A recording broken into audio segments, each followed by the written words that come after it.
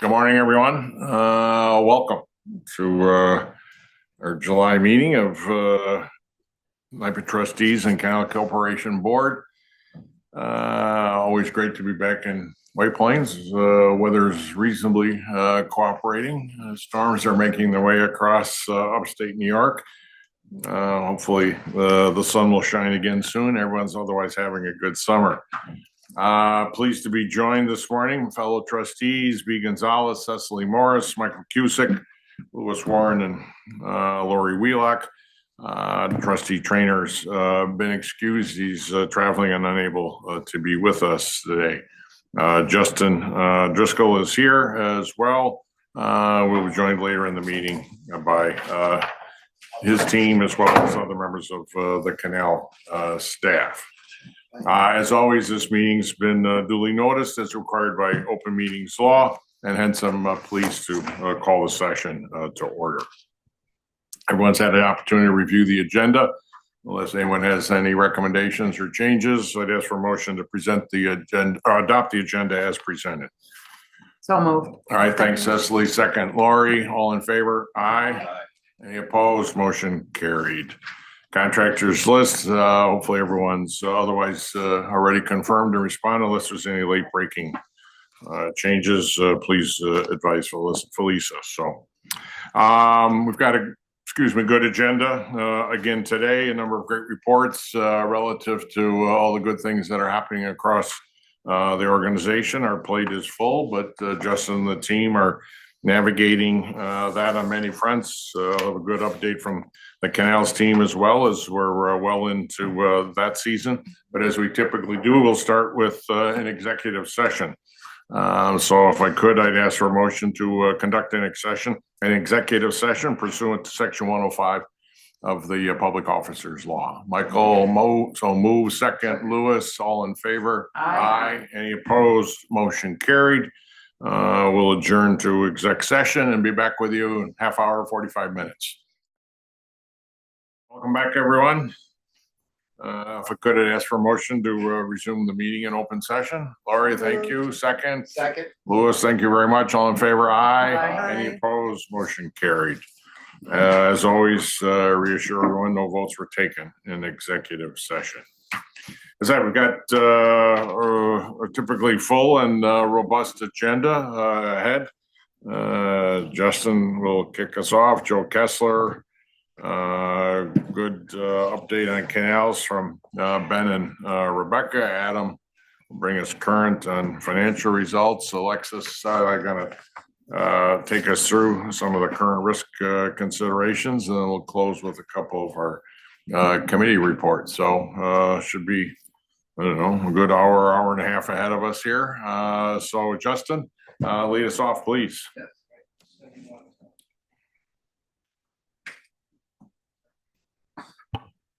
Okay, well, good morning, Chairman, trustees, NYPA colleagues, members of the public. Great to be with you today for our July meeting. We're, as we've had in the past, we've been thinking about pursuing a theme for each board meeting. So we're going to do that again today. And the theme today is something that I think we're well known for, which is infrastructure.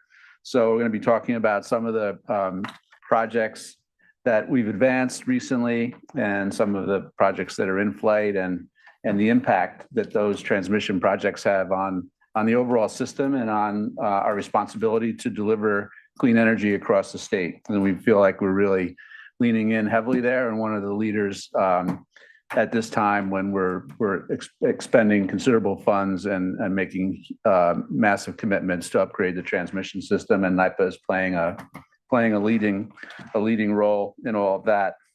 I'll then talk a little bit about our renewables work and where we are there, the regular month board meeting updates on renewables, and then we'll speak a little bit about our advanced nuclear efforts and the work we're doing there. And then we will hear from Alexis Harley and Paul Farnan on some the reporting that we do, the integrated report and the sustainability plan, and I'll tee that up for them.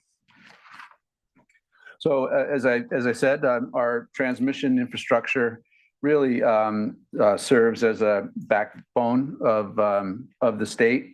And it's really, if you think about it, it's actually the backbone of all of our other work too. So our transmission work enables the delivery of our clean generation across the state. It enables our power to be afforded to our economic development customers. So it's really critical to the work that we do. And the impact of that transmission work really shapes how we think about generation, how we think about customer, how we think about attracting new businesses to the state, retaining businesses. So as I've talked to you before about our Smart Path Connect project, you'll recall that Smart Path was the first piece of this. That's the green line you see there, which was an upgrade from 230 kV to 345 kV, but it was really missing a link in order to get that 345 kV down to Marcy. And at the same time, there's been a lot of wind development in the North Country, and we're having more power interconnections with Canada, and some of that wind power in the North Country was getting bottled up and not being able to be delivered across the state, which given the investments in renewable energy, you don't want to build these projects and then not have the electrons be able to get out of the North Country. So this was our first priority transmission project application to the Public Service Commission that you'll recall we were granted, and we did it in partnership with National Grid, owning that bottom piece, the bottom orange piece, and then NYPA building the northern piece, so that we now have connectivity and have power flows across that region. And as you can see from the slide, it unlocked almost a gigawatt of generation over that 200-mile corridor with the original Smart Path and now Smart Path Connect. And most importantly, in this era of affordability, it saves $438 million for ratepayers because of the relief that we provided in the way of congestion charges that would otherwise be on ratepayer bills. So huge project that benefited the state, and we're proud that we were able to energize it a couple of weeks ago. So it's in service now. And obviously, you know, as part of the overall grid function and reliability, it's playing a critical role in moving clean energy electrons around the state.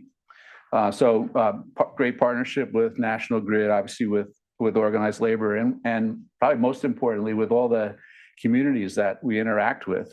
Without the local community support, Trustee Morris will recall when we were up for the energization in the North Country, you know, we can't forget to thank the communities that put up with the disruption during this work and see the benefits for the system in getting behind it. So great community support. And we have a short video on Smart Path, which hopefully we can view now. In 2026, we're celebrating an important milestone for New York and the Power Authority. The Smart Path Connect transmission project is now complete and fully energized. This 100-mile upgrade in the North Country and Mohawk Valley strengthens our state's clean energy future and supports the goals of our Vision 2030 renewed strategic plan. Smart Path Connect brings real benefits to New Yorkers. The project is expected to deliver approximately $438 million in annual benefits, including monthly savings on electric bills for households and businesses. By reducing costly transmission congestion, it helps make New York's energy system more affordable, reliable, and resilient. The upgraded system unlocks 1 gigawatt of renewable energy, moving clean power to where it's needed. This project, a joint effort by NYPA and National Grid, included upgrading 100 miles of transmission, building 4 new substations, and improving 6 others along a route that spans Clinton, Franklin, St. Lawrence, Lewis, and Oneida counties. Smart Path Connect is an investment in New York's clean energy future, a boost for our communities, and a proud step forward in our Vision 2030 renewed plan. This summer, we celebrate what's been achieved and the brighter, cleaner future it makes possible. Could you just educate us for 60 seconds on the 438 million? I mean, that's an astounding number. Yeah, I mean, It's the result of Who's paying what charges? I mean, how so that's, basically on your bill, when energy supply is constrained, additional payments have to be made in order to be able to deliver that power through congested areas. So those congestion charges end up on ratepayer bills.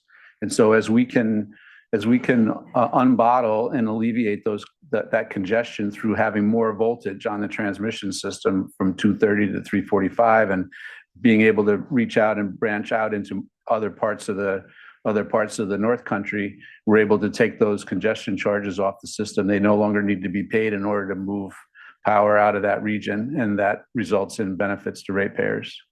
that's a benefit to all of our ratepayers, all of our customers, or selected, limited?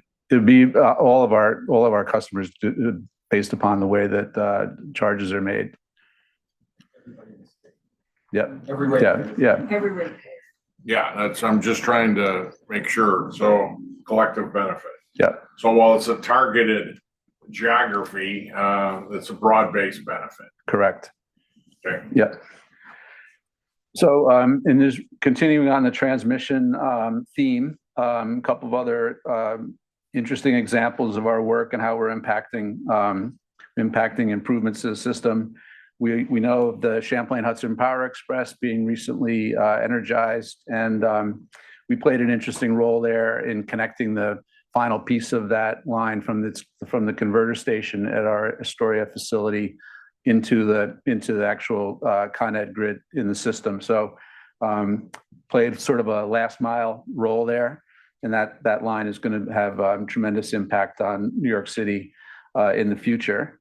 And then also Propel New York Energy, another NYSO solicitation that we were successful in being awarded by the NYSO. We're doing that again in partnership with the private sector, New York Transco, and Propel is in the final stages of the regulatory process, and we're excited about the role that project will play as well in providing movement between Long Island and Westchester and the Bronx of power, and also for Long Islanders undergrounding high voltage transmission. So there's a resiliency benefit for Long Island residents as well. So really exciting project there that shows the statewide span of our operations: North Country, Long Island, Westchester, the Bronx. So bringing our transmission expertise across the state to further enhance the grid and reliability of the system. So a lot going on in transmission, but we also have other lines of business, if you will, here. One area where we're heavily focused is on our renewables authority that we received in 2023. As we've talked to you about in the past, we have over 6 gigawatts of projects in the system, if you will, at various stages of review and development. Individual projects, 42 projects, and some of those are made up of portfolios of a number of projects that have been the result of developers either coming to us, wanting to partner with NYPA, or projects we've identified, ourselves. But there's a lot going on in the renewable space, as we've talked about before, with the expiration, sunsetting of some of the tax credits. So we've been hard at work over the last 6 months in trying to safe harbor as many of those projects as we can, trying to bring NYPA's expertise and potential financial contributions to projects to make sure that they continue to advance through the system, and we don't have a lot of attrition of renewable projects based upon the loss of the federal tax credit. So we were fortunate in this last legislative session to receive $100 million from the legislature to help us with our renewables work, and we had received $200 million last year. So trying to deploy those funds in order to advance as many renewables projects as we can with co-development opportunities or with greenfield projects that NYPA will develop on its own. A couple of highlights here in renewables.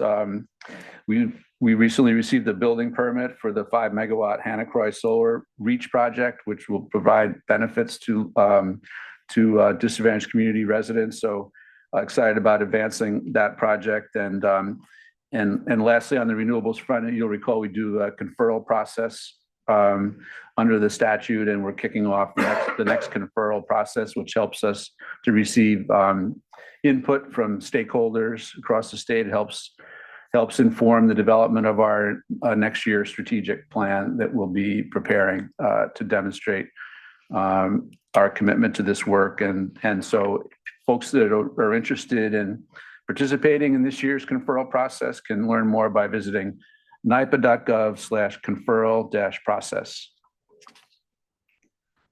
Moving on. Before you Yeah, jump, sure. back up there, give us your editorial on where we find ourselves or where the renewable world finds itself today versus what was anticipated a year or two ago. The economics, the political landscape, there's been a lot of shifting. So what's your crystal ball tell you as you look ahead here in terms of challenges, opportunities, who's stepping up, who's pulling back, editorialize it. Yeah, I mean, I think, well, given that the tax credit expiration occurred on July 4th, I think we're still looking at what the fallout from that will be. I can tell you we continue to receive opportunities from developer partners, and projects are being brought to us for NYPA participation. So I could see a scenario where NYPA's role increases even more to be able to fill any gaps created there. So I think there are going to be opportunities for us over the next 6 months. We'll be able to really shake out what projects we can advance with NYPA assistance and what projects kind of become available, because there are developers that, in the face of the loss of the tax credits, are reconsidering whether they want to continue with the project. So those could be opportunities for us to step in when the private sector potentially, is falling away. That's when there are opportunities and roles for NYPA to play as a governmental entity. So bigger picture, the private sector trend is it's definitely in flux. It's definitely in flux. I was pausing. Yeah, I don't know that one would think that that there's going to be a fall off in private sector development just because of the numbers, but we'll see. And that creates opportunity for us to further step in with the benefit of additional funding that's been provided, correct, et cetera. So that's how we're looking at it. Okay. So we'll keep you posted throughout the rest of the year as the results of the expiration become more apparent. Okay. Thank you. And so the other big, as I talked to you last time, the other big rock is the nuclear work that we're advancing. A lot going on there. We've done a lot since Governor Hochul made her announcement 1 year ago. Believe it or not, that announcement in Niagara was a year ago, and we've been hard at work over that last year. And it was a hot day. I remember that. It was very hot. It was very hot. We've talked to you about this before, but we started off with the RFIs for community interest and also for developer interest. The developer interest RFI is now sort of resulted in an RFQ that we've put out for developer interest. We've heard from almost everybody in this business. Very impressed with the responses of the RFQ. I think we've already talked to you about the workforce initiative. Of course, you approved the $40 million and how we're working there through our workforce development efforts that are informed in some ways from the workforce development efforts that have been underway in renewables over the last few years. So we've got a good template there as we launch nuclear workforce. We've also built out the team, as you know, with Todd Josefowski's addition and Chris Hansen coming to us from the NRC, and now Deanne Cameron, who comes to us from the Nuclear Energy Agency, part of OECD in Paris, and she just started this week. So a lot going on in terms of the build out of the team, which will continue. We've got a couple of other solicitations out there to build out the team even further. And we'll also be working with NYSERDA and DPS on the master planning process that they're doing for advanced nuclear. So working with them on what that entire ecosystem of nuclear will look like across the state, and that'll include workforce, supply chain, and the additional goal that the governor set in her State of the State of 4 additional gigawatts of nuclear over time in the state to serve as the backbone of baseload generation. How's the dynamic with Ontario? I mean, with the ebbs and flows of politics and all the rest of that. It's been good. Working relationship. On the working level, remains. yeah, it's great. And I think even at the executive level, it's good. Right. And we, as you know, we've got the MOU with them, and we're learning a lot from how they worked on supply chain and workforce and technology selection. So there's a lot to learn there. But as I've said to you before, they're going to be first in North America on the building an SMR. So I think it's been mutually beneficial. And of course, we have a day-to-day relationship with OPG. So that's working very well. Daniela, you're the only one in that picture that looks really happy. Did you have some inside information there or what? You're the only one that's really smiling. She knew the camera was on, right? Yeah, I think so. I think she's eyeballing that, so. So we're just in terms of timing and all, we're thinking, we're pointing to selecting a host community and a technology by the end of the year. That's where kind of as we sit here today. So you'll get questions around, what's happening with the RFIs and RFQ, and our goal is to have an announcement by the end of the year. Okay. And it's not all that far away. I know. It used to sound like a long time, 5 months. So renewables, nuclear, a lot to come over these next few months. And then keep moving on the transmission front and keep advancing Propel. And then finally, and Alexis, Harley, and Paul Farnan will speak to you more about this later in today's meeting. But 2 important documents. This iteration of the integrated report, 2025 integrated report. You'll recall we were one of the first utilities to launch an integrated report, which includes both sustainability components as well as financial performance, and then our 2026-2030 sustainability plan that the teams have been working very hard on. This is our 4th integrated report, and it offers a holistic view of how we performed and delivered value in 2025. And it brings together, as I said, our financial results, operational achievements, and strategic progress we've made across the organization. And that goes across the whole gamut, modernizing the grid, advancing clean energy projects, and supporting our customers and communities. And it's also aligned with the Vision 2030 Renewed, which is our North Star. And there's total integration there. And on the sustainability plan front, that reflects the same principles that have guided us here at NYPA, ingenuity, stewardship, and a deep commitment to the people of the state.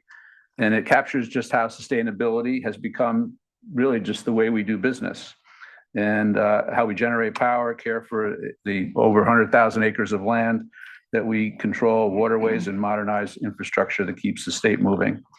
And this 2026-2030 plan builds on that foundation and lays out a clear and ambitious path for years ahead, ensuring that we continue to lead as a trusted institution dedicated to reliability, public service, and sustainability. So just to summarize, Smart Path Connect, Propel New York, renewables, nuclear, a lot going on, but it all reflects really the same principles. We're modernizing the grid. We're enabling clean resources. We're preparing for technologies that safeguard reliability. And we do that in thinking with a long-term view, as we always have. So with that, thank you. And I'm happy to take any additional questions. What's the piece of property that warranted, they got double covers there, they got, where is that photo? BG. This is BG. It is? Well, it's the same picture, right? All right. Pivoting from your theme. So we're halfway through the year.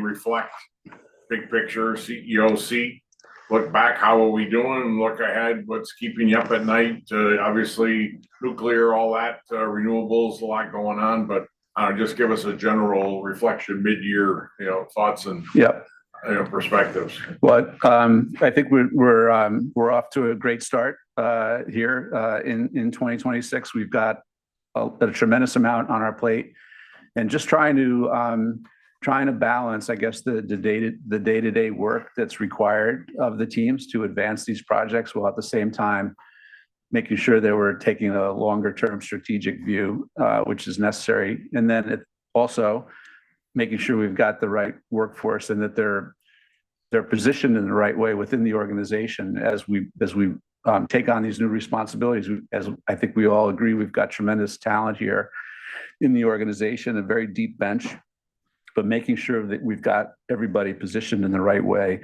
to maximize the skills and the talent they bring. And we feel good about our ability to continue to build that capacity. Absolutely. Team talent, intellectual, and otherwise.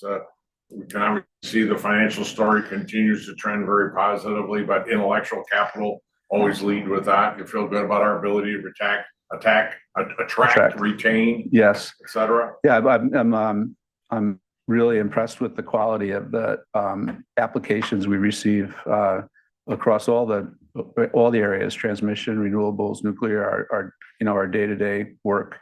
I think we're recognized as a leader, and people want to come and work here. So I'm encouraged by the talent we've been able to attract. What keeps you up at night?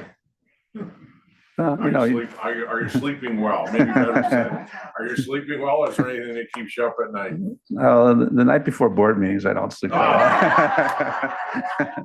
Come on. Come on, we're a fun group. I mean, come on. This banter, you have to look forward to this. Well, obviously we just came off. Should I take that personally? No, I don't think so. I didn't sleep that well last night either. No, you told me that.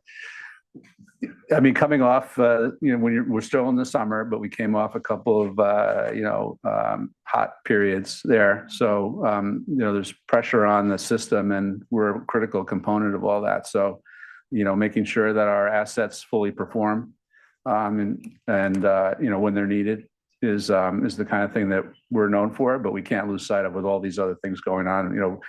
People look to us on those hot days to make sure that we're ready to go and that everything is available. And so those are sometimes, sitting there refreshing the NYSO website all day, looking at, how much. You get Canadian smoke and everything else coming in. Yeah. Joe, I'm sure we'll pick up on that, but Then I think that'd be it. Yeah. Events. Okay. Yeah. All right.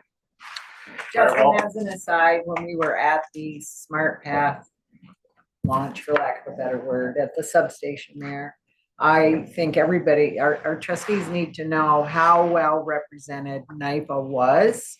There were people who were asking questions. Everyone there could answer those questions, did a great job answering those questions.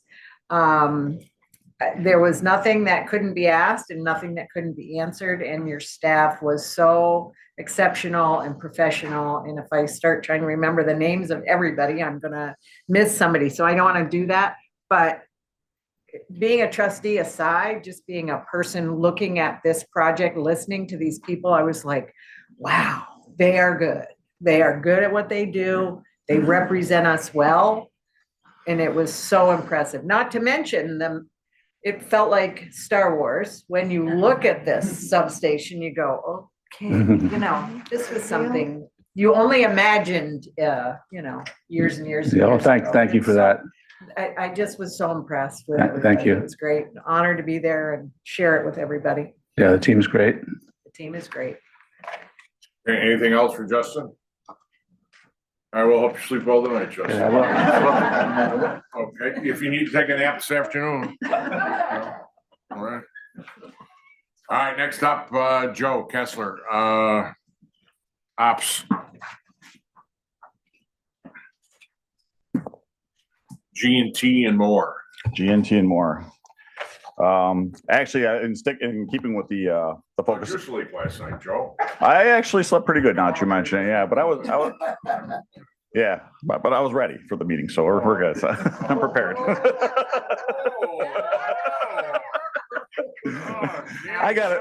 My job's easy today because, first of all, hello to everybody. The chairman, thank you for taking the time today to listen to our operations report, and the general public as well. But one of the reasons I slept so well is I'm going to be quickly turning this over to Patricia Lombardi, who's going to do most of the presentation on the infrastructure. So I have it easy today. So maybe that's why I did that. So, but I did want to just mention before we get started there, am I clicking here?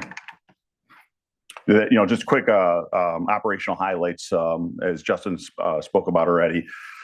We did have a couple of significant heat waves already. We won't see the results from a financial standpoint, in this board meeting, because obviously these happened in July, and that's all got to get settled. But we were there, as you point out, Chairman. The staff was ready. The equipment ran. We had a couple of blips in Southeast region, but everything, all in all, worked out very well. The two heat waves were primarily on July 1st through the 5th, and then the second one was July 13th through the 16th. And a lot of the congestion pricing that happens that Justin spoke about, that's when it happens. It's tough to get some of that energy downstate. But our assets were well positioned for this, and specifically BG, which did get double coverage in those report covers, did very well because it's the one asset we have that can really respond to the ebbs and flows effectively in those times. So interestingly, and you pointed out the smoke, and that second heat wave primarily, and I should go back in 2023, we had similar issues, right, with the smoke from the wildfires. And at that point, we had some policies and procedures in place about when do we notify our employees from a safety standpoint to stand down, to wear certain PPE and so forth. So that was well documented. We were able to leverage that good work we did in 23 to do that. But it also constrained a little bit of the solar generation in the state, from just being, obscuring the view from those solar panels. So just another reminder of how significantly that low production throughout the state, how important it is to have a diverse supply chain of energy, which we were able to represent there. But we continuously during that process reported to the staff the conditions, and we use our policy actually refers to the EPA's got a NAP call there now that gives the thresholds of where you are. And based on those thresholds, we give guidance, and our supervisors give guidance to the employees. There were days we literally had to stand down a lot of work to keep them safe. So we did that. But again, BG and the staff and everybody else provided a lot of flexibility, and the New York ISO was highly dependent on them throughout this process, and we were delivered. We were there when they asked.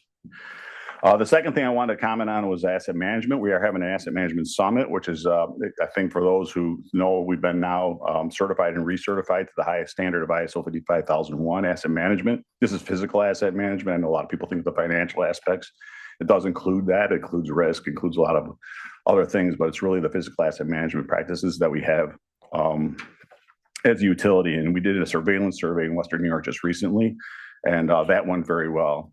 So we're going to have another summit where we bring everybody together and just kind of remind people that, we're here for the customers.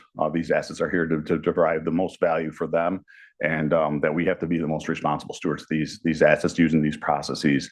And that's been good for us, not only in putting a defensible maintenance strategy together, but it's also been good in the financial side in defending whether it's bonds or so forth, that we're being responsible, that we're not overdoing it, we're not underdoing it, we're trying to do the right thing by these assets. So we'll be having another summit to make sure that we're aligned for Vision 2030 renewed. And then we're constantly also working on our robotics capabilities and the exciting, cool stuff that we're doing there. We're having our third annual Fly Day. It's actually going on right now, today and tomorrow in Niagara Power Vista. This time we're actually bringing a number of other utilities along as well, and we're going to share ideas and share roundtables. I'll be there tomorrow to speak to them if travel is not constrained today and tomorrow. We'll see how that goes. But a lot of hands-on opportunity for staff too, to kind of get in touch and feel these things, to see how they can do and how they can also keep us safe and productive, using robotics to put a machine in place of danger instead of the humans. So very focused on ways we can leverage that technology as well.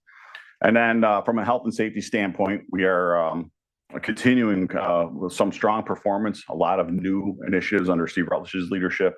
A lot of cool things are going on, but we're also very focused on bringing those barbecues back, which is basically going out there, kind of a stand down in each location at Canals and the New York Power Authority to talk about safety, just refresh everybody, have the supervisors be in front of everybody.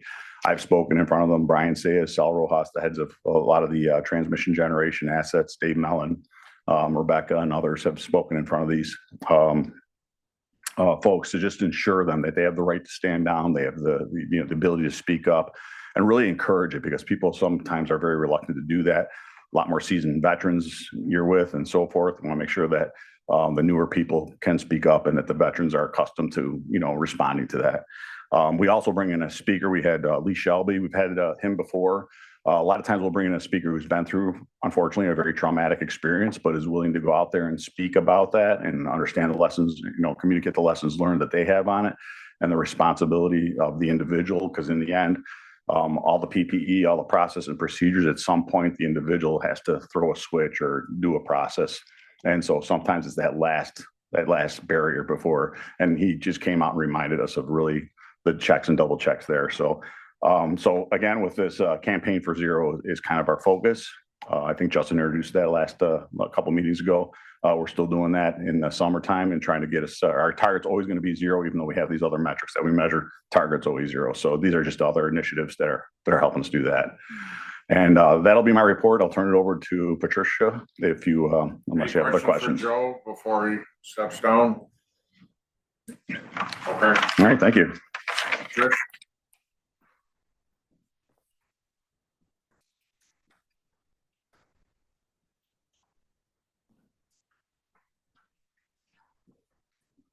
Good morning, Patricia. I go by Patricia these days. Thank you, Joe. Apologies. No, good. I reserve Patricia for my mom. It's Trish these days. But good morning, trustees, NYPA leadership, NYPA staff, members of the public watching. Again, my name is Patricia Lombardi. I'm the SVP for project delivery for NYPA. As Justin mentioned, there's a tremendous amount of infrastructure work going across here at NYPA, at Canals, across the state. So it's just a good opportunity to kind of pick a couple projects from our portfolios and our customers and highlight them today. So Smart Path Connect, you probably haven't heard about it enough today, but I'd probably be remiss not to spend a moment acknowledging it. Thank you, Trustee Morris, for your support and your kind words there. It's been a challenging few years. We've been before the board on a number of occasions on this project, but as Justin highlighted, we're proud to say it's fully in service now, a great accomplishment for NYPA and National Grid. We're currently working through project closeout activities, restoration of land, so we're not quite done yet, but we're working through it.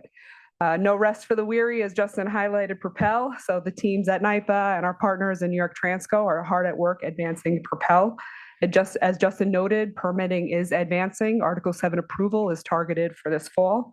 Extensive stakeholder outreach continues, and engaging the communities really is a key part of keeping this project on track. Majority of the major contracts are already in place. The long lead equipment, including shunt reactors, phase angle regulators, cables, all the big stuff that we need, all those contracts are in place, along with the engineer procure construction contract for the substations. The final major contracts needed really cover the terrestrial work, and those are under negotiation right now. With permit approvals, marine horizontal directional drilling, which is required to start cable installation, is scheduled to start this fall. And on the slide, you can see a rendering of what one of the substations will look like. Design is still underway, so maybe things will move around a little bit, but that's generally what it looks like. And once permits are approved, construction should start on the substations next spring. And What's your confidence level on that Article 7 approval? I think we're getting there, right? We've had some, hiccups along the way, but we're getting there. There's a really smart team at NYPA and Transco working really hard to engage all the regulators, all the communities, all the stakeholders, elected leaders, really putting as much into that public outreach. So I think we're getting to the end of that, and we feel confident that in the fall of this year, we will receive the approval we need to move forward. And the final transmission project to highlight today is the Uniondale Hub Substation Project. This is one of the designated public policy projects that was identified when Propel was awarded. So NYPA, as the incumbent transmission owner, we own the existing Uniondale Hub Substation. So we confirmed the NYSO, we exercised our right of first refusal that we would indeed go ahead and move forward with these upgrades. The team is advancing very aggressively with this one. Again, major equipment is a key thing here. Phase angle regulators, shunt reactors. So with that, we placed our orders in 2024 with Smith and Hitachi, and the design is complete, key material ordered, and fabrication will start soon. The rest of the project is being delivered through an EPC model, engineer, procure, construct, with Elecnor Hawkeye as our prime contractor. Design is nearly 90% complete, and Article 7 is very close to final. Our environmental monitoring and construction plan is submitted to the DPS, and we're waiting final approval. And with that, which we are also confident we will receive, construction will start next month. Oh, great. Yep. A lot of hard work, a lot of work here to consolidate on one slide. So now we'll move to generation, another project not unfamiliar to the board, the Messina Canal Dam. This joint works project, which has previously been brought to the board twice before, a critical project for us to reduce infrastructure risk by improving the condition of really what is now a water impounding structure that sits at the intersection of the Messina Power Canal and the Grass River. And it supports our longstanding relationship with Ontario Power Generation. So construction on this project started in the spring of 2025. Phase 1 demolition, including asbestos abatement, is complete. Preparation for installing precast concrete bulkheads on the Power Canal intake structure is underway, including removing debris from the 1958 partial demolition, sediment dredging, core drilling for dowels, and a lot of other work. Additional demolition work, including asbestos abatement, filling in the voids, stabilizing the remaining structure, capping, regrading vegetation, is scheduled for future years, with substantial completion targeted for 2029. The contrast in those photos is interesting. Yes, another one that, right, Trustee Morris, you spoke on this one too. You kind of have to be there to really appreciate what this structure is. And it's kind of great. We worked really hard to get a drone out there very recently to give you, good perspective of a before and a current photo. Thank you. Next, we'll move to our canals portfolio. Ben and Rebecca are going to talk to you in a couple minutes here, but wanted to give you a little bit of an update on Madison Reservoir Dam. In January of this year, the board approved a major construction contract to rehabilitate this nearly 200-year-old dam. So while the dam doesn't really serve the canal anymore, the reservoir really provides an important recreational opportunity and community benefits, and it really requires significant rehabilitation due to its age and condition. So construction did start in April. Work is well underway. We've installed a sheet pile cutoff wall to abandon the existing auxiliary spillway. We've decommissioned the existing low-level outlet works, and we're carefully dismantling brick by brick the 1870s historic valve house, which will be relocated and reconstructed and serve as a seepage monitoring structure. Work is also underway on the new low-level outlet system, which includes new valve houses, inlet and outlet structures, and new pipelines. So once this work is completed and commissioned this year, the project will shift focus next year to demolishing the existing primary spillway, and we'll be constructing a new larger labyrinth spillway, a tongue twister there, but roughly double the size.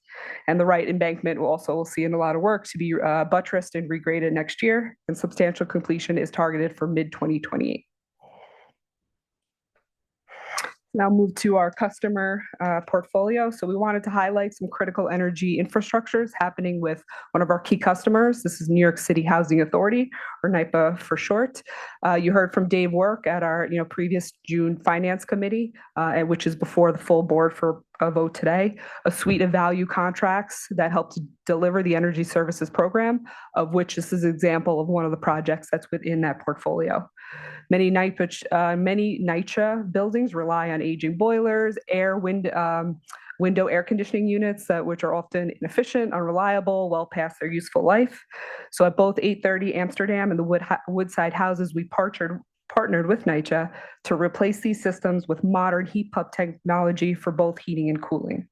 At 830 Amsterdam, which is New York City's first public multifamily electrification retrofit, we installed centralized variable refrigerant flow heat pumps. Essentially, it's an industrial scale of a mini split unit you would commonly see. At the Woodside houses, we deployed the first installation of our new window heat pumps, which provide both heating and cooling. If you recall, a number of years ago, we've been through the board and there's been a couple of updates since. This is part of NYCHA's Clean Heat for All pilot, making it really one of the first large-scale deployments of its kind. And it's also one of the pilot sites for low-impact, full electrification of domestic hot water and heating systems for select NYCHA developments. Both sites now use high-efficiency heat pump hot water systems, improving reliability and reducing steam dependence. For Woodside, we designed a containerized hot water pod, which you can see on the slide, to simplify installation and reduce costs. The pod was built in Western New York, another notable accomplishment for the project.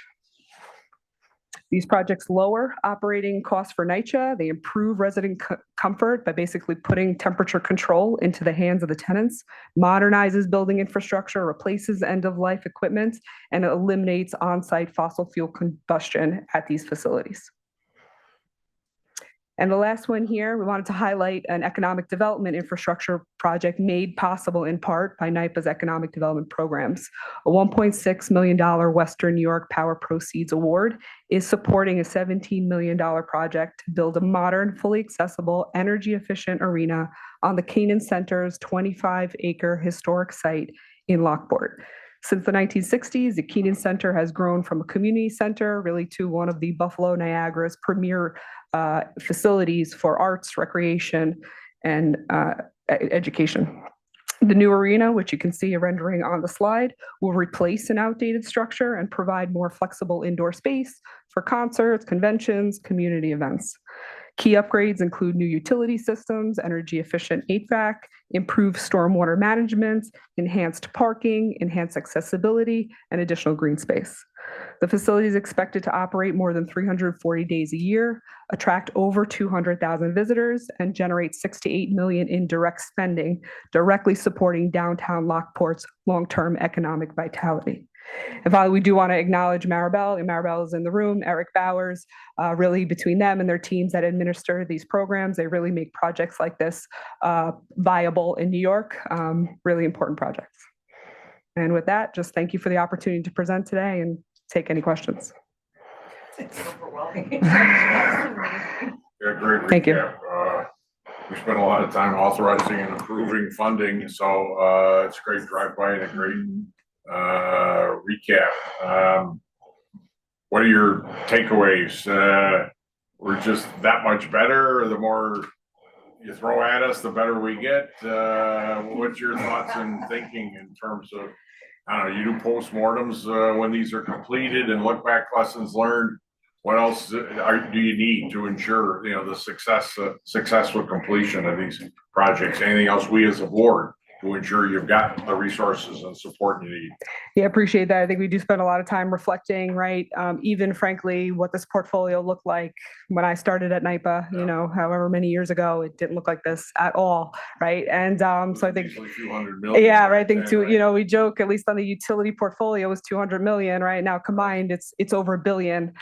So I think the team is really proud to represent all the portfolios, the generation, the transmission, supporting NYRED now, getting ready for nuclear, infrastructure at Canals. So I think it's about attracting the right talent, keeping the right talent in-house. A lot of these projects are very complex. Joe spoke about safety, it wouldn't look very good doing all these projects if we're not doing it in a safe way and producing high quality. So I think it's about investing in staff, and I think pushing them is where we start to be innovative. We've done a lot of work trying to improve our process. We've invested in project management, technologies and softwares. We use drones. It's just such a different world of delivering projects these days than just the last couple of years. The level of expertise in the executions. Laudable. There's no question about it, no matter how you slice it. So kudos to you and your team, Joe, et cetera. It's Justin, very, very impressive. Thank you. So, Patricia, did you get any feedback yet from the 830 Amsterdam project or the Wood side? Are they saying this is, so much better, so much different? Are you? Yes, I mean, you even at that yeah. point yet? Okay. We're close to that point. Amsterdam is done, right? We're moving through the Woodside houses, so not quite done, but it's been great feedback so far. I think what's really helped is that the teams put such a thoughtful approach together to do this work without impacting the residents so much, right? Try to get in and get out of there, also engaging the residents. They've done some of the work, right? Some of the local work there. So I think the feedback has been very positive, and NYPA is always, right? Maribel's nodding in the back. NYPA wants to do more, right? So I think we're looking to increase that partnership and, move as fast as both of us are able to move. So feedback's been great so far. That's really, and just to pick up on Cecily's point, the partnership with NYPA, a lot of people don't know NYPA is the largest housing authority in the country, I think in North America. And so they have a lot of old stock as well. So this is a positive, powerful place where the power authority can be, upfront with the community where they can see the improvements in real life. Right. Yeah. Fabulous. It's a fabulous showcase. Absolutely. Thank you. All right, Patricia, Thank thank you you. very Thank you. much. Thank you very much. All right, thank you, Louis. Go. We've referenced it a couple times, Canals update. We're in the middle of another Canals season. Ben and Rebecca, I think Rebecca's gonna kick us off. Correct. Good morning, trustees, friends and colleagues across NYPA and Canal Corporation, and members of the public who have joined us today. Thank you for the opportunity to share some updates with you. Today, Ben and I will walk through how we are delivering on some of our key priorities under Vision 2030 Renewed. So beginning with securing resources and funding, we, for now the third year in a row, have secured $50 million in the governor's state budget. Again, this is for critical water impounding infrastructure and is a huge help to us as we seek to get the canal into a good state of repair, and beginning with projects like Madison Dam is a key priority for us. I'm also happy to share with you that we've secured a grant of $500,000 from the Susquehanna River Basin Commission. This is a highly competitive grant program, and this also goes toward Madison Dam, which, as Trish mentioned, is a $46 million project. And lastly, a really interesting grant that has been confirmed from the Mellon Foundation. Many of you are aware of the Medina Art Triennial. This grant of $195,000 will help us to construct an orchard on canal land that will contribute to placemaking and is part of our broader vision to help Medina turn back toward its waterfront and to encourage economic development through arts and culture. Is that the Dave Mellon Foundation?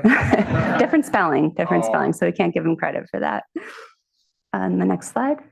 Thank you. I also wanted to provide you an update on our tugboat fleet.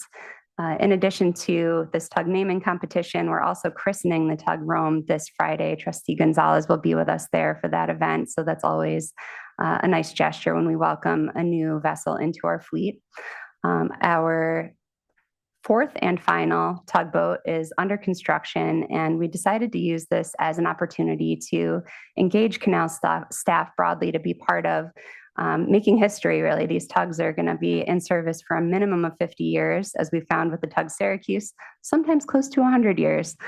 So we've invited employees to propose names that are in line with our tug naming policy, either place-based, quality-based. What are the competencies, attitudes that define Canal Corporation and its staff, or named in honor of a historic figure who contributed to the Canal Corporation or to communities along its banks. So those submissions were due on July 24th. We had over 50 submissions. The naming committee is currently reviewing those, and we will bring a formal proposal forward to the board for consideration in September. Lastly, for me, I'm going to speak a little bit to respect and enjoyment for our resources. So this is the really public-facing side of Canal Corporation's work. We are continuing along our mission to promote activities that are inclusive, that are accessible, that welcome anyone who wants to be a part of New York State's history to come and visit us, whether they're residents or tourists. The Medina Triennial opened on June 6th. We are on pace to achieve our visitorship goal of about 40,000 that will come to the village of Medina to experience art across 10 locations throughout the village, all walkable. More than 35 artists have contributed, both national artists as well as regional, and it's a really beautiful thing to behold. The theme for the Triennial is all that sustains us. Our partnership with the Albany Symphony Orchestra is now in its third and final year. We'll have 3 concerts in total this summer. We've had one at Waterford, one in Rome, and the third and final is going to be on August 15th in the Tonawandas. So if you're in Western New York, you'll be welcome to join us. In each of these cases, we've had a composer in residence who spends time in the community and then debuts a new composition that is about that sense of place. So in Rome, we heard this operatic tribute to chicken riggies, and it was amazing. Really a beautiful thing to behold, especially surrounded by the people of Rome, and it felt like a real honor there. And then lastly, the Seneca Chiefs Back to Buffalo tour took place throughout June. It departed from Waterford on June 6th and made its way back to Buffalo. And it included 16 stops where we had a really heavy focus on engaging school kids. So this was a great opportunity to bring lots of school groups out to tour the vessel, ask questions, and to become stewards of the canal for the future. And with that, I will turn it over to Ben, and then we will both be available for questions. Questions or comments for Rebecca before she steps away? Great job, Buck. I'm looking forward to the Medina visit, so to see the work there. Ben, I see you're the only one wearing safety gear. I'm glad you recognize that. PMG is on and stayed on while I was on the boat. All right, thank you very much. Send me a note on August 15th, so, okay, I'd love to try to make that. I will. We'd love to have you there. Okay. All right, thank you. Thank you, Rebecca. Great job.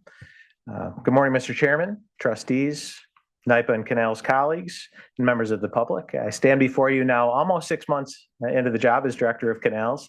And people ask me how it's going, and the short answer is I'm having a blast. It's a lot of fun. I'm all across the state, out on the water, and I think part of what makes it so fun is that I have colleagues like Rebecca and Dave Mellon and others. We have a tremendous team at Canals. I want to acknowledge Ambrose Barbuto, who's retiring tomorrow. So that's certainly a loss, but we've got a great team, and again, having a lot of fun, and certainly no shortage of challenges. But what I wanted to focus on today, number of the trustees, especially Trustee Gonzalez, have inquired previously about academic partnerships, how we're engaging young people. And well, admittedly, I had a sense of how much we're engaging young people. Going through this process was really informative for me as well. We're doing quite a lot. So both at the secondary and post-secondary level. So at the post-secondary level, I just wanted to, you can see the logos on the screen. I'm just going to highlight each one of them and just give you a sense of what they're doing. So Clarkson University, where we have a lot of Clarkson alums at Canals and NYPA, they are supporting numeric modeling at Vischer Ferry to improve our understanding of hydraulics and system performance. At Cornell University down in Ithaca, they are developing aquatic invasive species, eDNA or environmental DNA, multiplex panels that ultimately help us to do early detection for invasive species. At Skidmore, they are mapping social and cultural resources, which is a really important part of the canal system. And at SUNY Cobleskill, they are actually using dogs to detect aquatic invasive species. So dogs, you're going to notice dogs and goats are a common theme throughout this presentation. And we are using, in partnership with Cobleskill, again, dogs to detect AIS throughout the system. And ultimately that enhances our field monitoring capabilities. At University of Buffalo, go Bills, we are advancing autonomous inspection tools. You heard Joe talk a little bit about some of our autonomous work that includes wait for it, robotic dog culvert surveys, slope mowing concepts, as well as other robotic uses. At RPI, we are doing workforce development through workshops and a growing internship program. I've had a chance to interact with a number of interns over this summer, and we are bringing in some really talented young people. A few more closer to home to me, SUNY College of Environmental Science and Forestry. We are collaborating with their Student Advisory Council. They're assisting with curriculum development. And at RIT, they are assisting with OSHA certified EHS training aligned with our operational needs. So these partnerships are giving us access to emerging research. And as I mentioned, really exceptional talent. They're supporting both modernization and long-term workforce readiness. So we're thrilled with our programs and our partnerships and continually looking to establish more. That's very impressive. Thanks for that. Yeah. You got it. So now I want to go to the secondary level. I have two daughters going in 8th grade and going into 11th grade. And so this is an area where I'm constantly looking for ways to get people their age engaged. And again, we're doing quite a lot. So most of what we're doing is in partnership with the Erie Canal Way National Heritage Corridor. They are great partners, and they administer 2 specific programs that we want to highlight. The Ticket to Ride program and the Junior Ranger program. So the Ticket to Ride program, which is essentially field trips, good old-fashioned field trips. We are doing a lot of them. We saw substantial growth in 2025, 147 field trips. That's a 36% increase over last year. More than 5,300 students participating from 79 schools across 31 districts. Importantly, 85% of those participating schools were economically disadvantaged. So again, focusing on accessibility across multiple levels. But that's a 10% increase year over year, focusing on economically disadvantaged young people. So since the program began back in 2012, we've engaged more than 70,000 students in looking to continue to grow the program. The Junior Ranger program is a newer program. We launched that in May 2025 with the Erie Canal Way National Heritage Corridor again, as well as the National Park Service. It now spans over 14 partner sites. We've distributed more than 10,000 educational booklets, and that was just between June and October. So again, another way in which we're engaging young people, getting them engaged with Canals through the Junior Ranger program. And we're going to be hosting our first Junior Ranger Day, which will take place on August 1st, and really will be a signature event focused on exploration and guided learning. So again, this is about education, it's about collaboration, and it's about engaging the next generation of canal stewards, canal workers, and canal enthusiasts. So really proud of our work. Thank you again, trustees, for continuing to push us towards these partnerships. It's something that we're really leaning into and embracing. So next I want to talk about, Rebecca mentioned Vision 2030 renewed and covered a couple of the focus areas. I want to focus on one more, which is operate, maintain, and improve canal infrastructure. So we have operations, as you all know, year round. Of course, the winter work, which was what I was first introduced to during my first few months. We are constantly doing dam evaluations, always focusing on safety, and really all of this is underpinning the reliability of the system. So as we operate in our 3rd century, it remains vital for both recreation and specialized commercial shipping. Clearly, the vast majority of the activity on the system is recreational in nature, whether it's recreational boating or trail usage. But we are seeing, and you'll see a video at the end of this presentation, that there do continue to be opportunities for commercial shipping, and we want to make sure that we are investing in our infrastructure in a way that supports both of those uses. So earth and embankments, which you've all heard us talk about, they represent approximately 12% of the system and are central to public safety. Our inspection methods include infrared surveys, robotic technologies, trained detection animals, which you heard about, as well as traditional bank assessments through our bank walker program. Vegetation management, a really important part of embankment maintenance. And we continue to innovate and try different ways. You've heard about the goats, and really proud of the grazing program, which we've continued to pilot. It's proven to be highly effective. So this year we had 16 goats clear nearly 2 acres in Greece, just outside of Rochester, over the course of 2 weeks, roughly the size of 2 football fields. So that's something we're continuing to utilize. Not only is it effective, environmentally sustainable, but it's a great way to engage the community. It's hard to get mad when goats are taking down overgrowth as opposed to people with chainsaws and other tools. So really great program, and we're excited to continue to expand it and engage the community along the way. As I mentioned, we also continue to demonstrate freight capability. Most recently, I received a call from a friend at Huber Brewer Construction, who's doing construction on the Onondaga County Aquarium at the Syracuse Inner Harbor. They encountered a challenge where they had a over 60,000-pound piece of acrylic that was sourced in Italy, had made its way across the Atlantic into Newark, where it was stuck. And half jokingly, they said, "What about the canal?" And he said, "I know a guy," and he called me. And literally that day, we brought together our teams. And within a week, we had that 60,000 plus pound piece of acrylic on its way up the Hudson River through the canal and into the Inner Harbor. So without further ado, we'll share that video and then happy to answer any questions. We just had a large piece of acrylic panel that came all the way from Italy, delivered by barge on the Erie Canal to the Inner Harbor for this project. The Erie Canal has evolved over the years, and of course it's a major attraction for recreational boating, the Empire State Trail, but today shows that commercial shipping is still viable on the canal. It's a 60,000 pound acrylic panel that ultimately worked its way from Waterford into Onondaga Lake and then here into the harbor.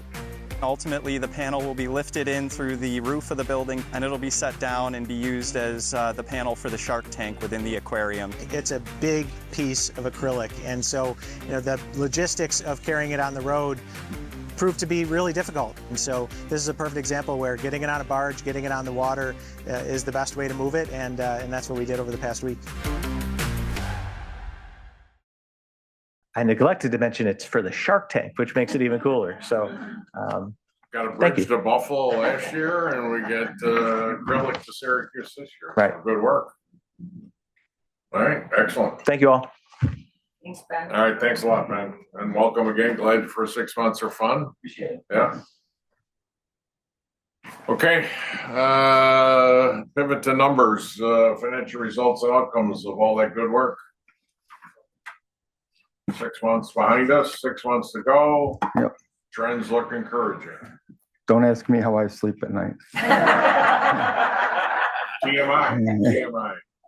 No, but honestly, I sleep like a baby. Yeah, Every 2 hours, I wake up screaming. I've been sitting on that one. I had to ask you. Right. But anyway, so yeah, here we are, 6 Justin, months. see how that works? I mean, it's pretty. Justin, Yeah, I mean, you In gotta fairness, you settle had some time to think about it. Yeah, but you're CEO, you're quick on your feet. I mean, he's just a CFO, he's a numbers guy. I mean, come on. now, so here we are at the 6 month mark. And, good morning, trustees, NYPA colleagues and members of the public. But we are, given all that's happened during this year with a lot of variability, a lot of puts and takes, we're glad to say that we're here and, at ahead of plan and continuing to do so. There was a lot of, volatility during the year. There's a lot of things that we are, very vulnerable to, which happens to be weather, energy prices, interest rates, water flow, which is a big one, all types of different factors. So some things, do better, some things don't, and hopefully we come out ahead. And that's sort of how this is, this first 6 months have shaped up. Just to put a little more finer point on that. So as you recall, we had a big miss with Niagara, given the ice conditions during January and into February. So they underperformed significantly. That was more than almost made up or offset by St. Lawrence. And most of that was attributed to our new contract with Alcoa. As you recall, we did a new contract with Alcoa. We changed the formula. It used to have a cap where, based on LME price and Midwest premium, it was around like 3,400 per metric ton. So we removed that cap. And as it just so happened, as the new contract went into place in April, that's when we had all the effects of the Iran conflict. And you saw prices for metals and everything else going up. So we went through the cap. And as a result, as of now, we're doing $11 million better with the new contract than we would have with the old contract. So that has really helped us offset what's happened in Niagara. And it's a win-win. So on the Alcoa side, it works out for them.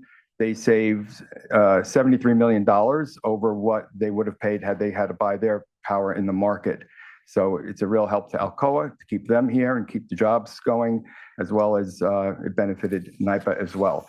The fossil fuel plants in BG did it better than planned. A lot of that was weather driven and what happened in those winter months and higher prices. So again, those areas benefited as well. So that's what really the major drivers for the first 6 months. As we look ahead to the end of year, the biggest driver here that we could see is that, I think I mentioned at the last meeting, the annual true up we do on transmission. Some of that is a look back, and the new transmission year starts in July. So when we look at the factors within the true up, there's some that were a timing difference. So we had some work done on Q35 last year. So we've showed as an expense last year. We get to recover it this year. So it shows up as an increase in our revenue requirement. The other major factors are some changes in the way FERC looks at some of our IT spending, where we get to capitalize it under GASB, but it's expensed under FERC. So then that makes it way back into our revenue requirement sooner, and we get a benefit from that. And then the other piece is really how we allocate our indirect overhead costs. So we do it based on how it is performing according to other areas where, there's three factors: revenues, plant and service, and labor. And we compare that to all the different areas within NYPA, and they get a percentage allocation, but that's on an estimate. We do a look back after the year 25 is concluded, and then true up whatever that number is. It could be higher, it could be lower. In this case, we had budgeted or forecasted it would be 43% of the indirect allocations, and it turned out to be almost 46%. So that difference also is going to drive a change altogether, about $31 million greater than what we had originally forecasted for the end of the year. So our end of the year forecast now, given all of that, has us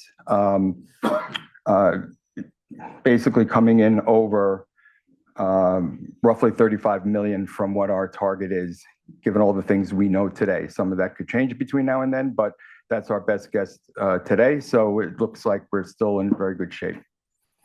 Any questions on that? Great story, great news. Yeah, and just to Kudos to all. right, and thank you. And just to highlight some of the different the variables in terms of what did we plan in October, what ended up happening in the year, and we have a couple slides on that. So as you know, a big driver had to do with the Iran conflict. You could see when we were doing the budget where the price of oil was, what happened after the conflict started, what happened after there was an MOU, and now we're kind of back in the soup again, given it's off. So there's just a lot of volatility there that we have to be cognizant of. And a lot of that not only affects energy prices, but also drives economic forecasts around things like inflation. So you see this, contributing because not only do you have the oil prices, you also had the supply chain disruptions from the Strait of Hormuz. Not just oil makes it through there, fertilizer, other materials all got impacted. So when we were doing the plan last year, we rely on the conference board, which is a third-party independent entity that we use a lot for their economic forecasting. So they were showing inflation coming back down to that 2% level that the Fed was targeting in order to be able to keep cutting interest rates. Obviously, that didn't happen. We saw inflation expectations growing and being greater. So now we're talking about whether or not the Fed will increase interest rates or not. And that has had an impact on the market, particularly with interest rates and other factors, which has some effect on us, just things we need to be aware of and keep an eye on. Next. A lot of volatility in our modeling around what we were going to see out of the merchant portfolio. A lot of this had to do with expectations around water flow and how much we would have to generate. So as we got into the year, based on the ice conditions and other factors that we do with the Army Corps of Engineers and our modeling, it showed that we were going to be getting less water than was planned. So what started out as a $355 million target got down to as low as 298, based on the spring, which had a ice melt. And that melt contributed to water conditions, and we had to increase 34% higher precipitation during the spring period than in normal years. Those two factors led to our modeling to increase the water flow to a place where we're sort of back to where we started. So, but we could say our plan is where we started, but a lot happens in between there. So you got to appreciate the volatility, even though it looks like nothing's really changed since the beginning of the year. Next. And this is particularly what's happened in that hydro forecasting. We started out with 21 terawatt hours of water flow. going down to 19.8 up to 20.9, but again, shows you, how much a dip in that water flow can affect the financials in meaningful ways to the tune of $60-70 million if you have that kind of a drop from where you started your planning. Next. So on the theme of infrastructure, I want to pull back the lens a little bit. You saw a lot on the individual projects and things like that. You heard about, Maribel's team and their work with Dave's work on the energy efficiency portfolio. That is doing very well. It's ahead of schedule in terms of where they thought they would be. And we do see them ending the year significantly above by about $130 million what they thought they would be spending on projects. That results in increased, fee revenue for us as well. But really the important thing is they're getting projects done, they're getting more projects done, and they're getting them done faster. So it's all, very good in terms of the service we're providing to our customers. Next. And this just shows what has happened over time with that energy services portfolio. So if you go back to 2020, we were doing about $200 million a year. That number's doubled now to over, $460 million a year. This year we project $450 million a year. So you just authorized contracts last meeting for another 10 years at about $3 billion. The question was, will we be able to do all of that? Well, at this pace, we may have to come back for even more authorization because we're doing more and more each year. Next. As far as this year goes, in terms of our plan, again, this is a barometer of are we finishing projects according to schedule? And this suggests that we are. By the end of the year, we will have achieved our capital spending schedule because this is all done based on an accrual basis, which is based on % completion of projects, not just, cash out the door. So all of our projects seem to be running at or ahead of schedule. Renewables, obviously, that's contingent on what happens second half of the year here. Yes. It's a little out the door at this point. That's correct. Okay. Again, taking a step back, you heard a lot about transmission and all the priority projects, but if you look at where we were with our net asset base in transmission at 2020, we're slightly below $1 billion. As of today, we're bumping up to $3 billion. So we've almost tripled our net asset base in transmission. So that's a significant investment that we've made over the last few years. We don't see we don't see a lot happening over the next few years because in terms of in service. So a lot of those projects you saw Trish talking about, the Uniondale Hub and Propel, that'll all be money, out the door, but it'll be work in progress. And we'll see Uniondale Hub go into service in 29 and Propel 2030 if all goes well. And this is just the overall asset base for NYPA with all the different areas, canals, production, transmission. And this is taking into account the gross plant less depreciation, which it runs about $450 million a year. So most of the areas have stayed pretty flat or stable. You see the increase in canals based on the investments we're making there. But really the big driver is that transmission. And that's where we're seeing the bulk of the growth. Yeah, great story. Very compelling. You look, at the integrated report, I know Alexa's gonna pick up on that $4 billion of revenue balance. I mean, yeah, prime time, big time players. So yep. Yeah, kudos. And I saw S&P article reaffirmed. So yes, we've been to see all the rating agencies over the last month or so, and we're being affirmed by all of them. So they're all very happy with what they see and the progress that we're making. And they also like the way we've broken out different things by using things like NYRED, the captive subsidiary for canals, all of that. They like the way we present so they could follow where is the money all going, like what's supporting the debt, what's supporting the project. So it's a better story to explain than just all being combined into one big black hole or something. No, it's a shut you guys in no real time. I mean, kudos to everyone. I realize that's under the finance umbrella, but that's a commentary on the organization Yep. and how well it's managed and risks are mitigated and execution and, effectiveness, efficiency, everything we've heard today and more. So, yeah, Yep. that's a huge, blue ribbon affirmation report card, however you want to. Oh, yeah, yeah. You want to use. It's a That's family. something to be celebrated by everyone. Yeah, it's a family effort and, Yeah. we just keep score. So. Yeah, you got to have good scorekeepers, because from time to time you got to massage that score, but yeah, very well done. Before Adam gets away, anything else at all? We got finance committee report coming up, where this has already been referenced. We got a few bucks that we've authorized or at least earmarked. But anything else? Okay, Alexis, podium is yours. Good morning, trustees, colleagues, and members of the public. We've heard a lot of great stories this morning about progress on infrastructure, both for our existing assets and for our future ones. However, as you well know, it's not just what we do, it's how we do it.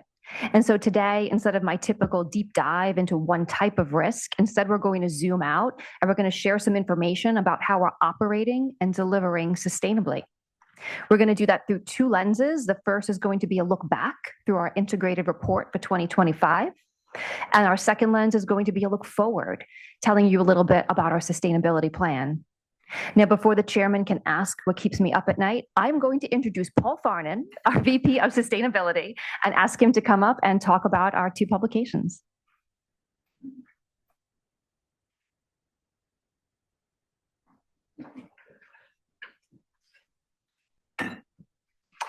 Thank you and good morning. And before you ask, nothing keeps me awake at night.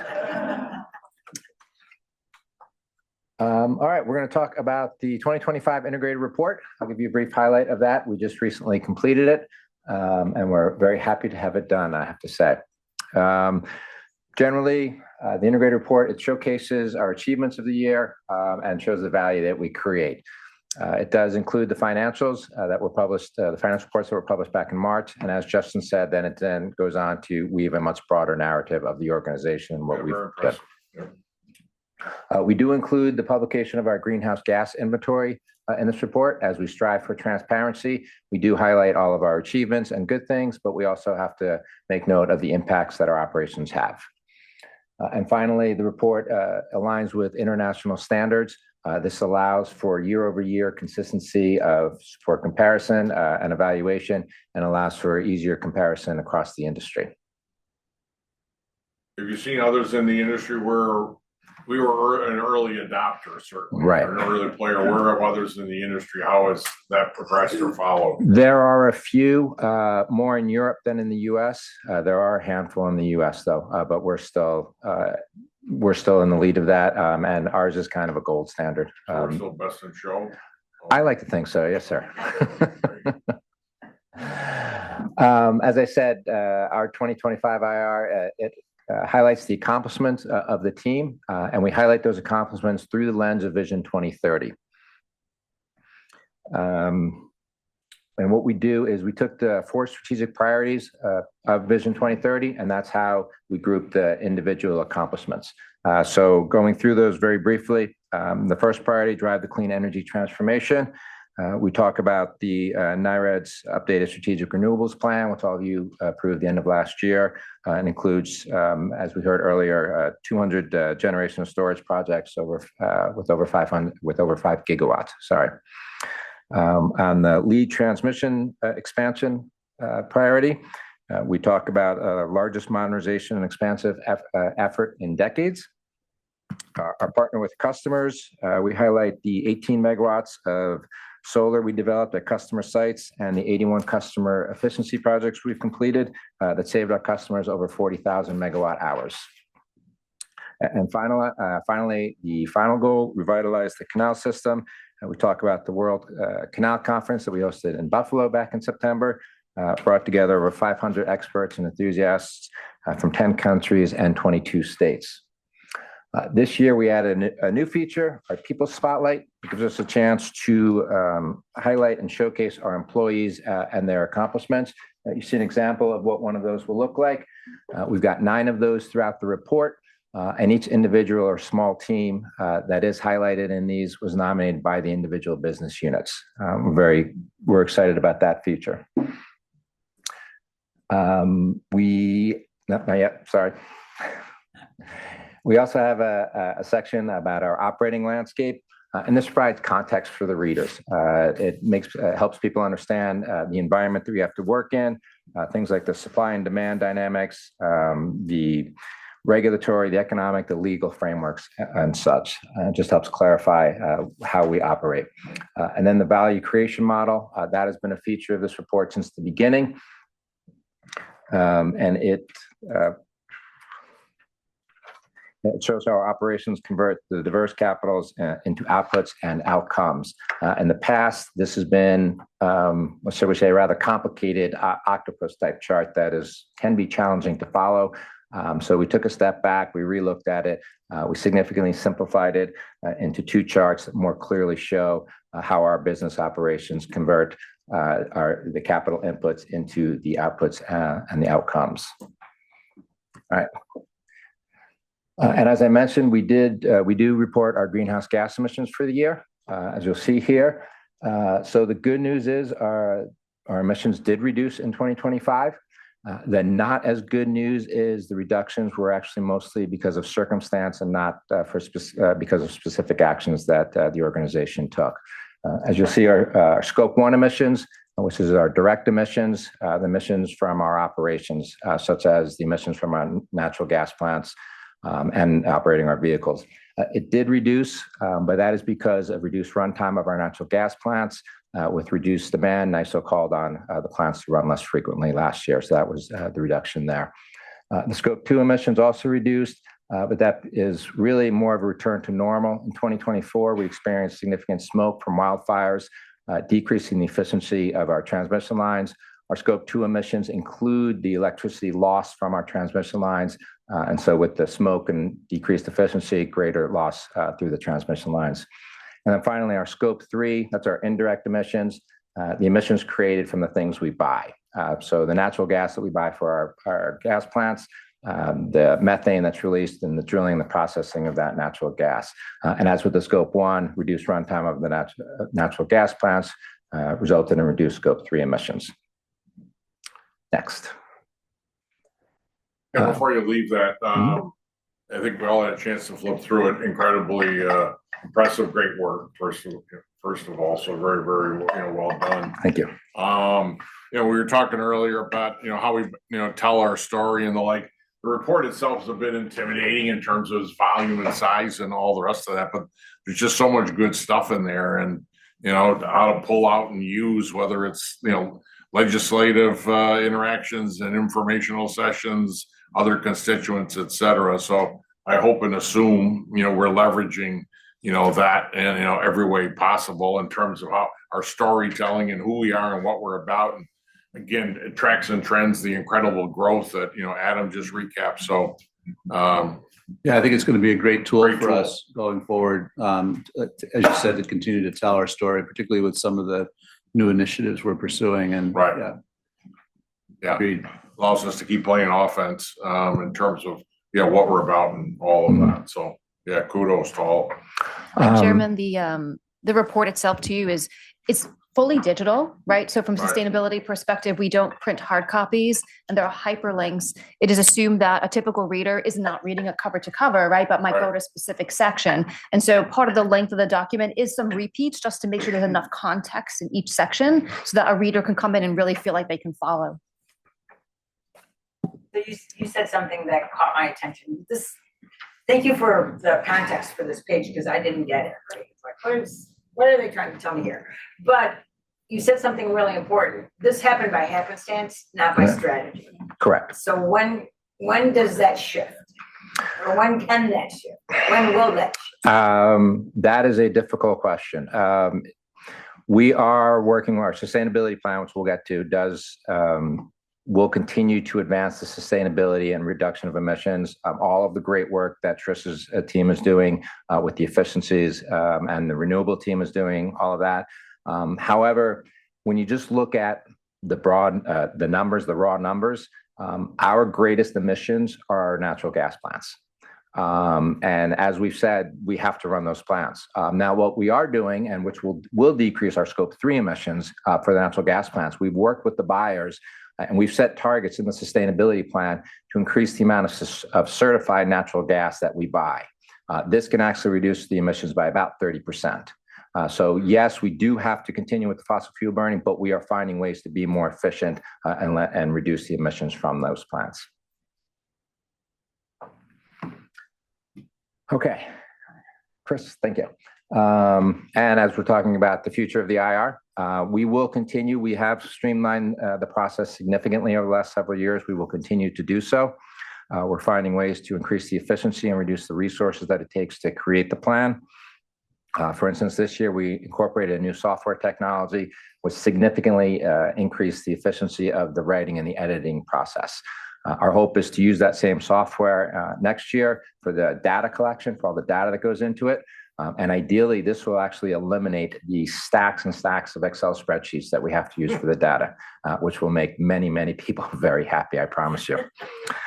We're also looking at what we can do with AI. We are going to be a little bit limited in what AI can do for the report, but we think it can be very helpful in pulling out the accomplishments and the stories from within the organization and putting it into the highlights section. And then finally, as Alexis said, looking forward, and as Justin mentioned, we have recently finished our next 5-year sustainability plan. We're very proud of that. It took a lot of work. And this really will continue the vision that the leadership has of embedding sustainability into the thinking, into the culture here of NYPA. It's a roadmap to get us to where sustainability is just the way we do business here. And I need to take a second to emphasize, it is a sustainability plan, but this was not a sustainability team project. This was an all of NYPA and Canals project. We pulled in people from every corner of the organization and we took their inputs into what we can do and how we can do it. So it was an all of organizational effort. And if you'll indulge me for 1 second, I need to take a moment. We have Alex Leader here. Alex is part of the sustainability team. She works out of the Buffalo office. Last summer, I asked Alex to lead the effort to create the sustainability plan. And when I say she took charge of it, she took charge of it. She pulled in people from every corner of the organization, sifted through all of the information coming in, all of disparate information and opinions, and often conflicting and contradictory opinions and thoughts and objectives. And she managed to massage it all together to create a very high quality, forward-looking sustainability plan. So thank you, Alex, very much for all of that work. This plan is ambitious, it's far-reaching, but it's also achievable. It sets some fantastic goals to really broaden the sustainability reach, but it's done in a realistic way. As I said, we took inputs from every corner of the organization. In the sustainability team, we had a vision for what sustainability would look like, but then we went out and talked to the people on the ground, the people that actually have to do the work that will accomplish these goals. And we took those inputs. We said what we wanted to do. They told us what we could do, what we could not do, and how we can do it. So we're able to massage all of that into a realistic plan that will continue to advance sustainability here at NYPA and Canals, but we'll do so in a sensible way that will also support the mission of NYPA and Canals. And with that, I'll take any questions you have. And this is a 5-year cycle. What is the publication cycle for the sustainability? For the plan? For this particular report, yeah. For the plan. I mean, you do the review every 5 years, every 10? It's a 5-year plan, Okay. right. The last report was 2021 to 2025. We just finished this one in the spring, and this will carry us into 2030. So in about 2029, we'll start looking at the new plan. However, as I've told everybody as we're doing this, this is a living document. Right. Conditions will change. The politics will change, the economics will change, the environment will change. We will continue to monitor this throughout the course of the 5 years, and we will adjust as necessary. Like I said, we've set some great goals. Some of those goals may not become realistic in a couple of years based on changing conditions. If we need to change goals, we'll take a look at that. Thank you. Anything else for Paul? Okay, great work. Well Thank done, you. guys. Thank you very much. Very impressive, everyone. Great reports. Speak incredibly well for the wonderful and impactful work you and the organization's doing. So very, very well done. Thank you. We've got two committee reports, finance and audit. I was saying that finance, we met a little over a month ago and got 7 different recommendations that bring forward for presumed full board approval today. I'll give you a quick little drive-by. There's some significant dollars, here in total, so don't want to minimize it by any means.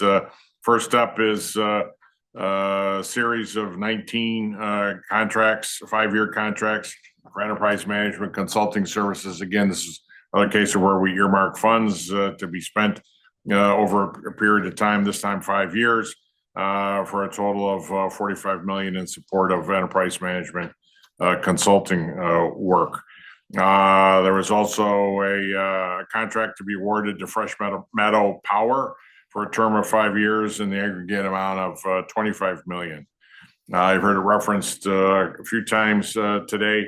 Also earmarking, my words, 3.3, call it $3.5 billion with a B relative to future transmission projects and other work that we're out in front of where we need to make long-term commitments. So we've earmarked north of $3 billion for that. Another $13 million authorized to support our clean energy workforce training initiatives. The bulk of that, $10 million, goes to our partnership and matching funds, if you will, with our allocation of funds to the Department of Labor Clean Energy Workforce Training Initiative that the DOL oversees. Otherwise, there's half a dozen separate authorizations. I'll let Phyllis and the team capture all that, but Energy Infrastructure Partners, Hudson Valley Clean Energy Workforce, Buffalo Clean Energy, Northland Workforce Training, RTI, Renaissance Technical Institute, SUNY Canton for the combination of another $3 million. Fifth item is a contract to be awarded to Waldner's Business Environments for a total of $19 million for enterprise-wide FF&E. Otherwise, 2 additional items, $5 million in support of agricultural consumer electricity discount program. And the last one was CNE Uniform Security Guards contract for a term of 5 years and an amount of $17 million. So if I quickly add that up, there's a fair chunk of change there that we had good discussion on, some of which may have caused you to lose sleep in the last 30 days. But unless you have, I'd be pleased to entertain a motion to approve those recommendations. Laurie, thank you very much. Have a second. B, all in favor? Aye. Any opposed? Motion carried. We had a audit committee meeting this morning. Trustee Trainor, who is our audit committee chair, unfortunately had a leave, so a quick recap on his behalf. We adopted the minutes from our audit committee meeting of 3 months ago, March 31. We also received great reports from Solomon and his team in terms of internal audit strategy, other required disclosures, and a really good update on where we stand mid-year, calendar-wise, early first quarter in terms of their reporting cycle, what things are tracking and trending in a very positive way, and otherwise continuing to grow and evolve the sophistication and effectiveness of the function. So no items required to vote at that meeting, and hence no motion is required here today. Those are the 2 committee meetings that were held since we were last together as a full board. Otherwise, last item on our agenda is the consent agenda. It's always lengthy, so hopefully everyone had a good chance to take a look through the materials. And unless you have any other questions, I'd be pleased to entertain a motion to adopt the consent agenda as presented to us. So moved. All right, thank you, Cecily. Second, Michael. All in favor? Aye. Any opposed? Motion carried. That concludes our formal items of action, presentation, and discussion for today. Before we close, we do have a couple recognitions and resolutions that we'd like to bring forward. So I'll flip it back to Justin and Yes. Laurie. Thank you, Chairman. Yes, we'd like to take this opportunity to recognize Joe Grislow, our Vice President and Chief Ethics and Compliance Officer. Joe is with us here today. Joe has decided to retire after 35 years with the Power Authority, where he's held a number of roles. He's worked at some of the plants, worked at Indian Point back in the day, came to White Plains and has really been a rock for us. And I can't tell you how much we in management, and I think the board shares this view, have relied on Joe and Joe's guidance and his steady hand for all these years. So I want to take a moment to recognize Joe's 35 years of service. And Joe, thank you on behalf of management for all you've done to keep us on the straight path, and your guidance and your advice has been exceptional. And I personally have really enjoyed working with you, and wish you the best of luck in your retirement.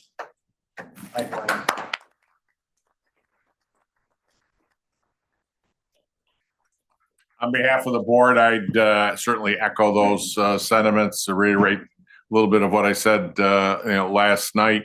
I come from a world, public accounting, banking, where regulation, compliance, navigating requirements and statutes and all the rest of that is just part of doing business. When I came here, I and the rest of us as trustees have been an incredible beneficiary. Joe takes that to a whole nother level, a level of professionalism, competence, the passion and the energy he brings to it is exemplary. So I know on behalf of all of us, Joe, you've kept us on the straight and narrow, kept us out of the ditch, helped us navigate some challenging situations from time to time. So reiterating Justin's comments, congratulations on a great run with the organization. And we certainly wish you the best in the years to come. So thank you very much. Thank you.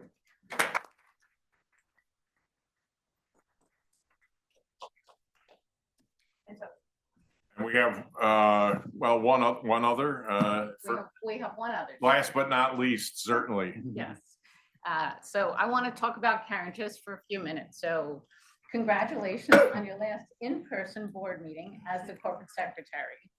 So I met Karen back in 2011 when I first joined NYPA, and Karen was actually one of the first people to reach out to me. She offered to take me out to lunch and sort of just get me acclimated to NYPA. And she offered to answer any questions I may have and to help me in any way she could.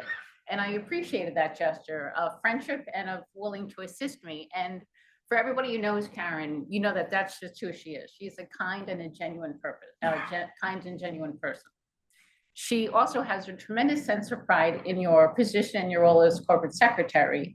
And you also have a tremendous sense of pride for your team. You know, you guys are phenomenal together. And that's clear. And you also, unsolicited, by the way, have said many times as this day approached, how much you love working for this board and this board in particular. So in addition to all of those attributes, I quickly came to learn and appreciate your intelligence. And I respect very much your knowledge, your unwavering commitment to professionalism, and honestly, your warmth. You know, you are very effective and you're also a very warm person, always willing to help. So I have relied tremendously upon Karen and her team, and it's been quite the luxury for me over the years. Something I'm going to have to learn a little bit to change. But Karen is a very quiet and she's a consistent force in NYPA. And for those of you who may, and I hope it's most of you, are familiar with the movie The Wizard of Oz, I almost equate you to the wizard behind the curtain. You are very detail oriented. You hold people accountable. Everybody's on their toes with you. They know when deadlines have to be met, and you make sure that they are met. You make sure that presentations are done timely for your benefit so that you all are ready for the board meetings, so that when IT says, Chairman, we're ready to go live, the meetings run very smoothly. You are a very hard act to follow, my dear, truly. And it probably won't surprise any of you to know that she has spent the last year working with Felisa to make sure that she transitions smoothly into the corporate secretary role so that we all continue to enjoy the same level of excellence and professionalism that we've come accustomed to know under your leadership. So I thank you very much for all your hard work, and I do know that we are in good hands with Felisa. So, and I also know that you're ready to retire because that smile. Every day that we go closer to this day, her smile grows. And I'm not taking that personally. And I know that everybody in this room joins me in wishing you a wonderful retirement, an opportunity to relax and unwind. It is well earned and well deserved. And I do hope you leave here because today is your last day. But I do hope you leave here with a true sense of fulfillment and achievement in all that you have accomplished here. And know that you will not be forgotten, my dear. Thank you, Laura. So thank you.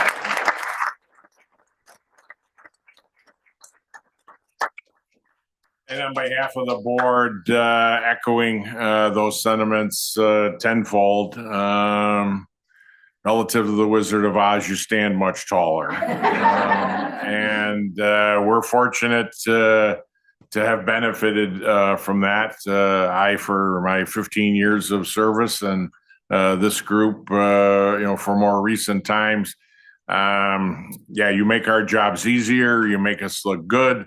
You ensure we're doing the right things the right ways. Your counsel, literal and figurative, has been invaluable, and we all consider you a good friend as well. You're, as Laurie said, a really great person as well as a tremendous professional. And as with Joe, the professionalism that you and your team bring to all that we do and all that we're about is unmatched and unrivaled. And you make these meetings and these sessions home.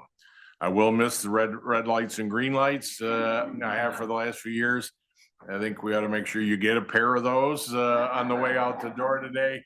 But I know on behalf of the board, we wish you every success as you travel the world and back and pursue future endeavors. You've earned it, deserve it, and I know you'll continue to make those around you that much better. So thank you very, very much. And one other acknowledgement, under the circumstances, we can't not acknowledge Batman and Robin. We just talked about Batman, so here's Robin, or whatever other metaphor is relevant. I don't know if it's Dorothy and the Wizard, but that doesn't quite, work. But her Karen's sidekick, I'll say, one who's ridden shotgun, at least for our benefit.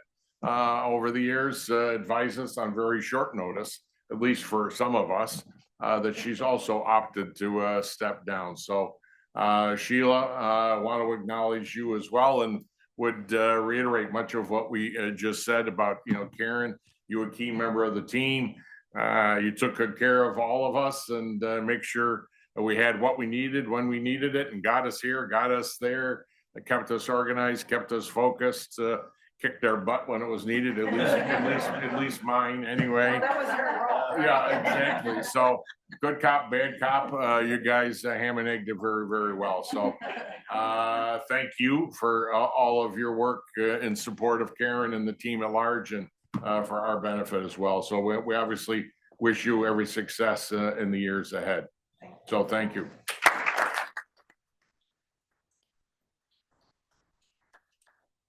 And unless there's any other matters to come before us. I think we have to vote on the two resolutions. Oh, I passed that? I think, Oh, I'm sorry, my bad. So we do have two resolutions for Karen and Joe. And if I could, I'd ask for a collective motion to approve and a collective second. Okay, and unanimous and enthusiastic endorsement thereof. Okay. All right. We'll hand those out after we quickly adjourn the meeting. So unless there are any other matters to come before us, I'm very pleased to adjourn the meeting. We're back together in another couple months. Hard to believe a couple months is the end of September. The Bills will be on their way toward another effort to the Super Bowl. the Giants and Jets, I don't know, but anyway, all of that said, unless you have anything else to chit chat about, I'll ask for a motion to adjourn. Laurie, thank you very much. Second, Mike, all in favor, aye. Aye. Great meeting, everyone. Have a great day. Enjoy the rest of summer, and we look forward to seeing you at the end of September. Thank you.